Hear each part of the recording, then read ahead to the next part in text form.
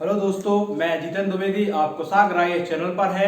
आज हमें मध्य प्रदेश के वैदिक काल के बारे में पढ़ना है। इसके पहले हम मध्य प्रदेश में ताम्र पाषाण काल तक पढ़ चुके हैं और अब सिंधु सभ्यता पढ़ना नहीं है क्योंकि उसमें मध्य प्रदेश से कोई भी एविडेंस हमें प्राप्त नहीं हुए हैं। अब हम सीधा ही वैदिक काल पढ़ेंगे क्योंकि आपको पता है कि जो सिंधु सभ्यता का टाइम पीरियड होता है वो 2350 से लेकर 1750 के मध्य होता है और ये आपका 1500 से चालू होता है। तो जो 250 साल का जो गैप है वो प्रथम अंधकार युग होता है। जब हम इतिहास को पढ़ेंगे डेप्थ से भारतीय इतिहास को तो वहां उसको क्लियरफाई किया जाएगा। अभी केवल आप वैदिक काल पर ध्यान दें। वैदिक काल का जो टाइम है वो 1500 से 600 बीसी के मध्य माना जाता है। इसको हम दो भागों में पढ़ते हैं, ऋग्वैदिक काल और उत्तर वैदिक काल। ऋग्वैदिक काल का जो टाइम होता है वो 1500 से लेकर 1000 ईसा पूर्व के मध्य और उत्तर वैदिक का जो टाइम है वो 1000 से आपका 600 ईसा पूर्व के मध्य होता है।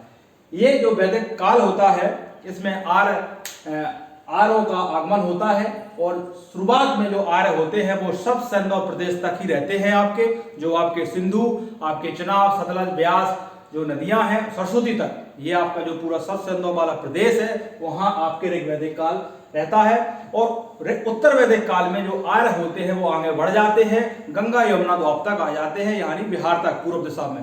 तो उत्तर वैदिक काल में आर्य आपके पूर्व दिशा की तरफ बढ़ जाते हैं और ऋग्वैदिक काल में आपके सब सैंधव प्रदेश तक रहते हैं। यहाँ क्या होता है, पशुपालन प्रमुख व्यवसाय रहता है इनका, घुमक्कड़ जीवन रहता है और कृषि जो होती है वो इनका गौण होता है। जबकि उत्तर वैदिक काल में आपका कृषि प्रमुख हो जाता है और पशुपालन आपका क्या हो जाता है, गौण हो जाता है। कृषि इसलिए हो जाती है क्योंकि यहाँ एक लोहे की खोज से कृषि में भी उन्नति देखी जाती है।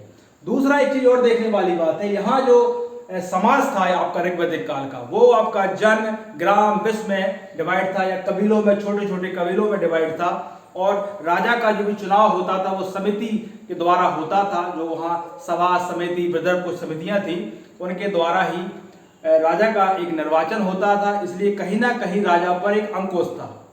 परंतु उत्तर वैदिक काल तक आते आते राजा क्या हो गया, वंशानुगत हो गया और जो आपकी समिति जैसी सभाएं थी उनकी कहीं ना कहीं महत्ता कम हो गई।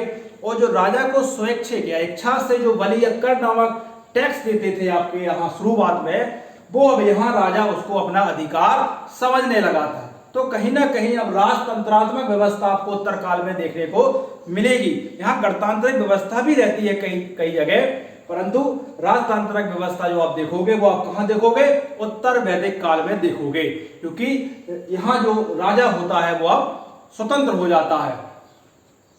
तो जब अब क्या होता है, जो कबीले थे वो राजतंत्र में कन्वर्ट हो गए। तो यहाँ आपको कई वंश देखने को मिलेंगे। जैसे मध्य प्रदेश में जब आप पढ़ते हो तो आप मध्य प्रदेश का वैदिक काल देखते हो, आप किताबों में तो देखते हो कि आधा पैराग्राफ में या 4-6 लाइनों में ही वैदिक काल को कंप्लीट कर दिया जाता है।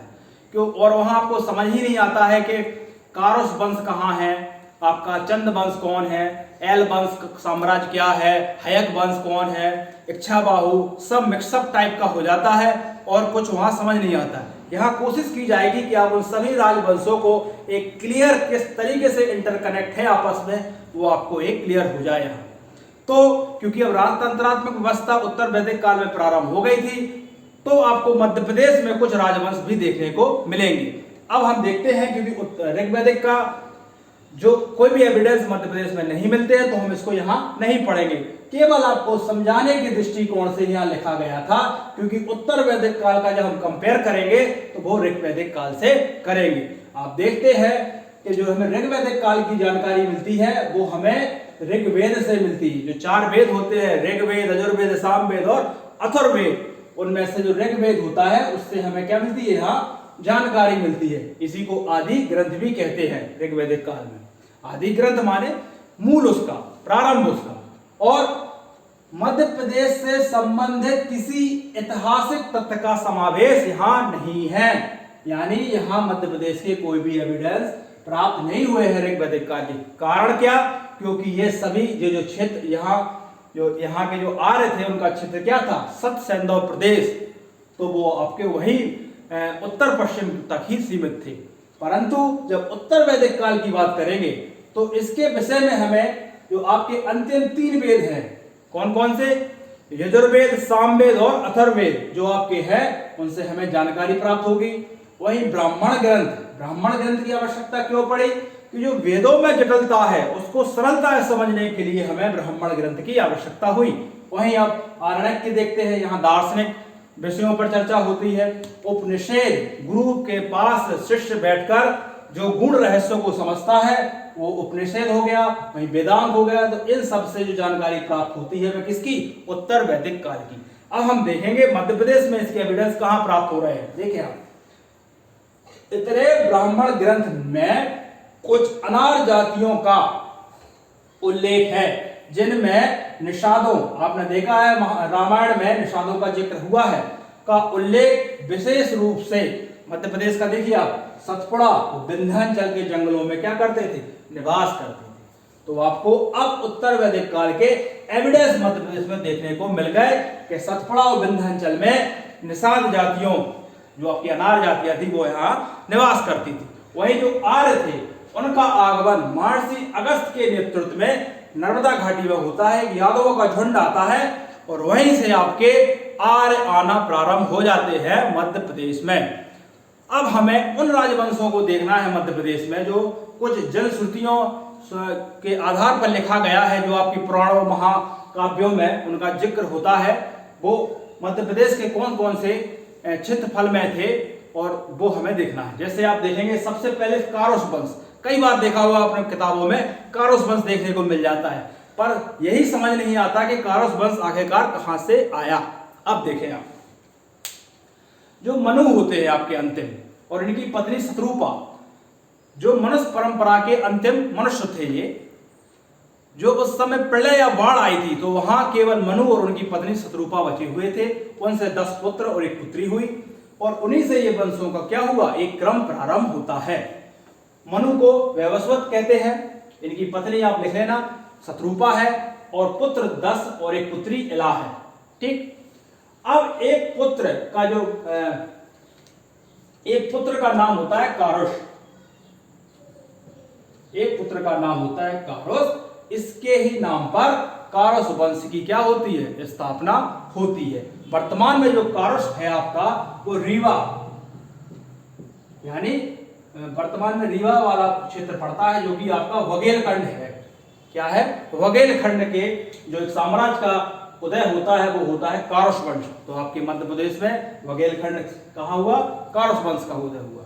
अब जो पुत्री थी इला, तो पुत्री इला का विवाह हो जाता है सोमवंश या चंद्रवंश में। इला ये, इनका विवाह हो जाता है सोम या चंद्रवंश के आदि पुरुष, माने यहां से प्रारंभ होगा इस साम्राज्य का। तो जो क्या नाम होगा उनका, पुरुरवा। पुरुरवा से इला का विवाह होता है, जिससे 2 पुत्र जन्म लेते हैं, आयु और अमावसु। ठीक, तो अब आपने देखा जो वंशों का क्रम था वो कहां से बन रहा है, मनु की संतानों से बन रहा है। एक संतान का नाम कारोस होता है, जिससे कारोस वंश हो जाता है, और ये वघेलखंड रीजन में आपका पड़ता है।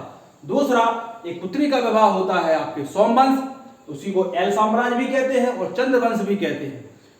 किससे होता है, पुरुरवा से होता है, और उनसे 2 पुत्र जन्म लेते हैं, आयु और अमावसु। अब आयु का जो पुत्र होगा यताति होगा, तो यताति के 5 पुत्र होंगे, पर हम 5 पुत्रों के बारे में वहां नहीं पढ़ेंगे, क्योंकि इतिहास में हम उन्हीं को पढ़ेंगे जिन्होंने कुछ कार्य किए हों। तो यदु, इनका एक पुत्र होगा यदु, जिनको आपको चंबल, बेतवा और आपके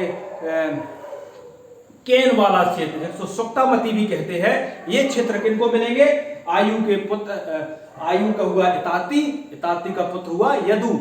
ठीक है ना। और बाकी जो यदु के 2 पुत्र हुए, उन्हें से एक का आपका यादव वंश चलेगा, एक का हयक वंश चलेगा, और इच्छावाहु वंश। एक पुत्र और होता है मनु का, इच्छावाहु, उससे आपका दंडकारण प्रदेश वाला बताया जाएगा, जो छत्तीसगढ़ के बस्तर वाले एरिया में पड़ता है, दंडकारण। तो ये सब हम अगली क्लास में बताएंगे, क्योंकि एक साथ बता देंगे हम ये वंश, तो कहीं ना कहीं आपको कंफ्यूजन की स्थिति बन जाएगी। तो अभी तो आप केवल 2 वंशों को आज जाने, कारुष वंश और चंद्रवंश। कारुष वंश क्यों, क्योंकि एक पुत्र का नाम कारुष था। दूसरा चंद्रवंश क्यों, क्योंकि उसकी पुत्री का विवाह सोमवंश से हुआ। तो आपको आज दो वंश क्लियर हुए। कल हम आयु की तीसरी पीढ़ी में जो यताति होते हैं उनके बारे में हम बताएंगे, और फिर आप देखेंगे किस तरीके से जो हैक वंश हुआ, इच्छावाहु वंश हुआ, यादवों का वंश हुआ, ये किस तरीके से मध्य प्रदेश में किन किन क्षेत्रों में फैले हुए थे, इन सब के बारे में हम कल एक डिस्कस करेंगे। आज केवल आपने जाना कि वैदिक काल का टाइम क्या था, ऋग्वैदिक काल मध्य प्रदेश में कहीं उसके एविडेंस प्राप्त नहीं होते हैं, दूसरा उत्तर वैदिक काल में मध्य प्रदेश में साक्ष्य प्राप्त होते हैं। ये जो सभ्यता थी, एक चीज और बता दें, जो वैदिक काल है वो आपकी ग्रामीण सभ्यता थी और सिंधु सभ्यता थी वो आपकी शहरी सभ्यता थी। तो ये भी आप एक ध्यान रखें, क्योंकि ये भारतीय इतिहास का टॉपिक नहीं है कि हम एक डेप्थ डिस्कशन करें आपके ऋग्वैदिक काल पर, उसके सामाजिक, उसकी आर्थिक, धार्मिक नीतियों के बारे में, और उत्तर वैदिक काल के बारे में। यहाँ भी धर्म का खूब प्रचलन था, यहाँ इंद्र, अग्नि, वरुण जैसे देवता हुआ करते थे ऋग्वैदिक काल में। उनके आपके उत्तर वैदिक काल में प्रजापति, रुद्र आ गए। फिर हम वेदों को भी देखेंगे थे, वहाँ आर्थिकता किस तरीके से उनका आर्थिक व्यापार चल रहा था, धार्मिकता क्या थी, समाज का क्या था।